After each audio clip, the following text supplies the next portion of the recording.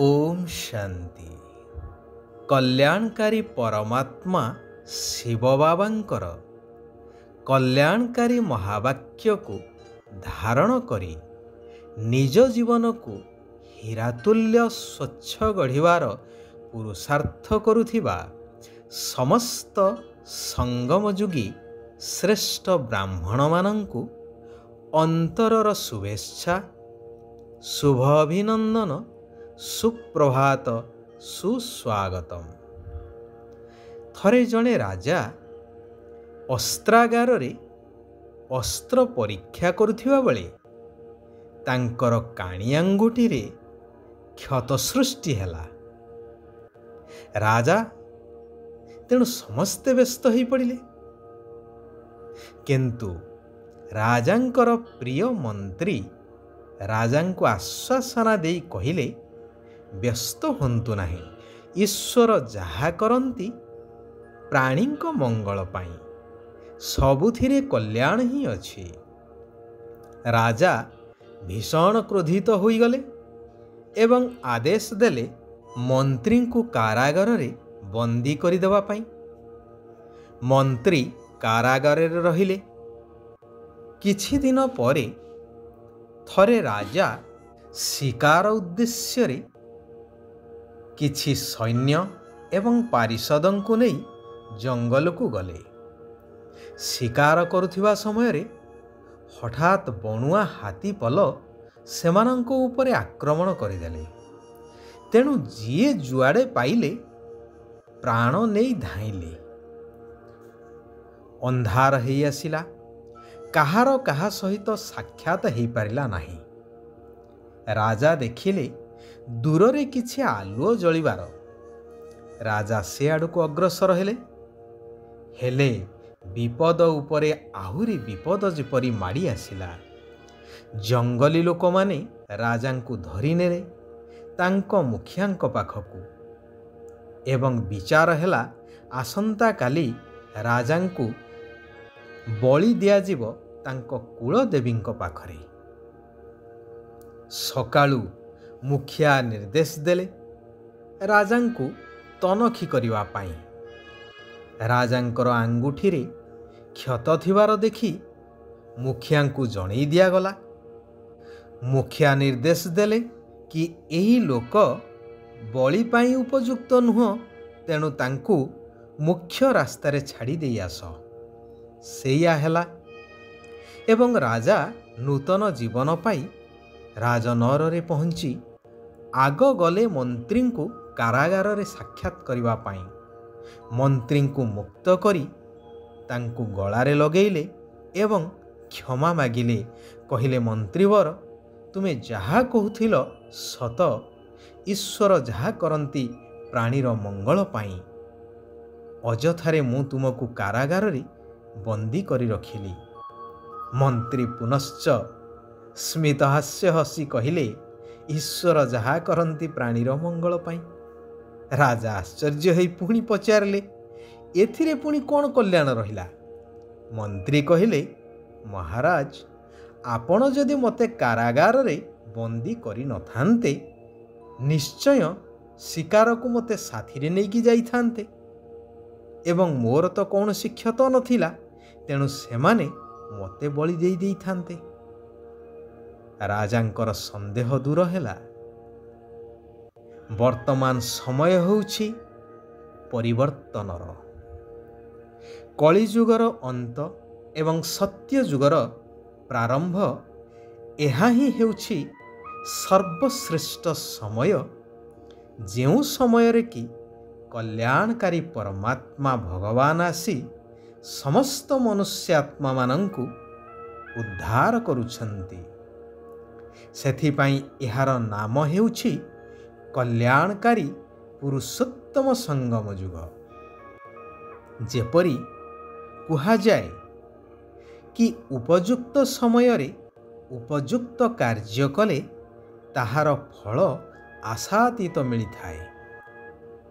एही संगम समय रे बाबा निजर स्नेही संतान मानक सम्मुख को आसुछंती एवं पिता, शिक्षक ଆଉ ସଦ୍ଗୁରୁଙ୍କର ଅଭିନୟ ବର୍ତ୍ତମାନ ହିଁ ଭଗବାନଙ୍କର ଚାଲୁଅଛି।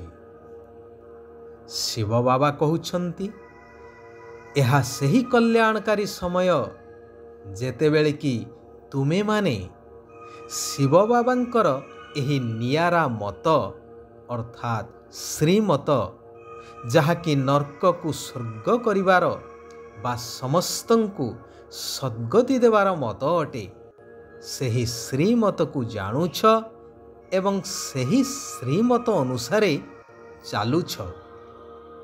ତୁମେମାନେ ଏବେ ବାସ୍ତବରେ ସନ୍ନ୍ୟାସ କରୁଛ। ତୁମମାନଙ୍କର ସନ୍ନ୍ୟାସ ଶତପ୍ରଧାନ ସନ୍ନ୍ୟାସ ଅଟେ, ବେହଦର ସନ୍ନ୍ୟାସ ଅଟେ। କାରଣ ବୁଦ୍ଧି ଦ୍ୱାରା ତୁମେ ଏହି ପୁରୁଣା ଦୁନିଆକୁ ଭୁଲି ଯାଉଛ। ତୁମେ ଏହି ସନ୍ନ୍ୟାସ କରିବା ଦ୍ୱାରା କେବଳ ବାବା ଏବଂ ସମ୍ପତ୍ତିକୁ ମନେ ପକାଉଛ, ପବିତ୍ର ହେଉଛ ଏବଂ ନୀତି ନିୟମରେ ଚାଲୁଛ, ଯାହାଦ୍ୱାରା ତୁମେମାନେ ଦେବତା ହୋଇଯାଉଛ। ସାଧୁ ସନ୍ନ୍ୟାସୀମାନଙ୍କର ତ ହଦର ସନ୍ନ୍ୟାସ, ସେମାନଙ୍କର ବେହଦର ସନ୍ନ୍ୟାସ ନୁହେଁ। କାରଣ ସେମାନେ ଘରଦ୍ୱାର ପିଲାଛୁଆଙ୍କୁ ସିନା ଛାଡ଼ି ଯାଇଥାନ୍ତି, ହେଲେ ସେହି ଗୃହସ୍ଥୀଙ୍କ ଠାରୁ ତ ଭିକ୍ଷା କରି ଖାଇଥାନ୍ତି। ସାଧୁ ସନ୍ନ୍ୟାସୀମାନଙ୍କର ହଦର ସନ୍ନ୍ୟାସ। ତୁମେମାନେ ଈଶ୍ୱରୀୟ ପରିବାରର ଅଟ। ଈଶ୍ୱରୀୟ ପରିବାରର ନିୟମ ହେଉଛି ଭାଇ ଭାଇ ହୋଇ ରହିବା। ବ୍ରାହ୍ମଣ କୁଳର ନିୟମ ହେଉଛି ଭାଇ ଭଉଣୀ ହୋଇ ରହିବା। ସେଥିପାଇଁ ବିକାରର ଦୃଷ୍ଟି ଆସିପାରିବ ନାହିଁ। ଶିବ ବାବା କହୁଛନ୍ତି, ମନ୍ମନା ଭବ। ଦେହର ସବୁ ସମ୍ବନ୍ଧକୁ ଛାଡ଼ି ନିଜକୁ ଆତ୍ମା ନିଶ୍ଚୟ କର। ତେବେ ଆତ୍ମାରେ ଜନ୍ମ ଜନ୍ମାନ୍ତରରୁ ଗଚ୍ଛିତ ଥିବା ସମସ୍ତ ବିକର୍ମ ବା ପାପ ଭସ୍ମ ହୋଇ ଆତ୍ମା ପବିତ୍ର ଶତପ୍ରଧାନ ହୋଇଯିବ। ମନୁଷ୍ୟ ତ ଦେବତାଙ୍କ ପାଖକୁ ଯାଇ ମହିମା ଗାନ କରୁଛନ୍ତି ଯେ ଆପଣ ସର୍ବଗୁଣ ସମ୍ପନ୍ନ, ମୁଁ ନୀଚ ପାପୀ। ନିଜକୁ ତ ଦେବତା ବୋଲି କହିପାରିବେ ନାହିଁ, ଯେହେତୁ ପତିତ। ସେଥିପାଇଁ ନିଜର ପ୍ରକୃତ ଧର୍ମ ଆଦି ସନାତନ ଦେବୀ ଦେବତା ଧର୍ମକୁ ଭୁଲି କହିଦେଉଛନ୍ତି ହିନ୍ଦୁ। ଏହା ବୁଝିବାର କଥା। ଶିବ ବାବା କହୁଛନ୍ତି, ଦେହ ଅହଙ୍କାରକୁ ଛାଡ଼ି ଦେହୀ ଅଭିମାନୀ ଅର୍ଥାତ୍ ଆତ୍ମ ଅଭିମାନୀ ହେବାର ଅଛି। ଅଶରୀରୀ ହେବାର ଅଭ୍ୟାସ କରିବାର ଦରକାର। ଏହି ସୃଷ୍ଟି ନାଟକକୁ ଯଥାର୍ଥ ଭାବରେ ଜାଣି ପୁରୁଷାର୍ଥ କରିବାର ଅଛି। ଡ୍ରାମାରେ ଯଦି ଥିବ, ତେବେ ମୁଁ ପୁରୁଷାର୍ଥ କରିବି, ଏପରି ଚିନ୍ତା କରିବା ପୁରୁଷାର୍ଥହୀନର ଲକ୍ଷଣ ଅଟେ। ଶିବ ବାବା କହୁଛନ୍ତି, ସଙ୍ଗମ ଯୁଗର ମହତ୍ତ୍ୱକୁ ଜାଣି ନିଜର ଶ୍ରେଷ୍ଠ ପ୍ରାରବ୍ଧ ଜମା କରୁଥିବା ତୀବ୍ର ପୁରୁଷାର୍ଥୀ ହୁଅ। ଏହି ସଙ୍ଗମ ସମୟରେ ହିଁ ପରମାତ୍ମା ଭଗବାନଙ୍କ ସହିତ ଆତ୍ମାମାନଙ୍କର ମିଳନ ହୋଇଥାଏ, ଅର୍ଥାତ୍ ଶିବ ବାବାଙ୍କ ସଙ୍ଗର ଅନୁଭବ ହୋଇଥାଏ, ଯାହା ଅନେକ କାଳ ପାଇଁ ଜୀବନକୁ ହୀରାତୁଲ୍ୟ କରିଦେଇଥାଏ। ଏହାର ଯଥାର୍ଥ ମହତ୍ତ୍ୱକୁ ଜାଣି ଗୋଟିଏ ସେକେଣ୍ଡ ମଧ୍ୟ ବାବାଙ୍କ ସଙ୍ଗଠାରୁ ଦୂରେଇ ରହିବା ଅର୍ଥାତ୍ ଶ୍ରୀମତକୁ ଛାଡ଼ିବା ଅନୁଚିତ। ଏହି ପୁରୁଷାର୍ଥ ହିଁ ଭବିଷ୍ୟ ସତ୍ୟଯୁଗୀ ରାଜ୍ୟ ଅଧିକାର ପ୍ରାପ୍ତ କରେଇଥାଏ।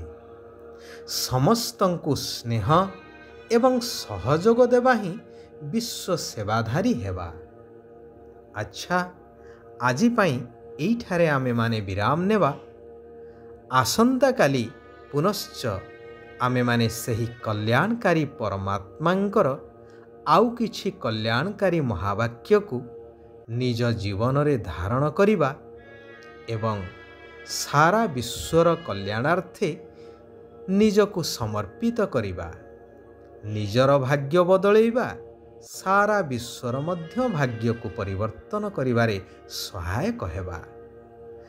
ଓମ୍ ଶାନ୍ତି, ଓମ୍ ଶାନ୍ତି, ଓମ୍ ଶାନ୍ତି।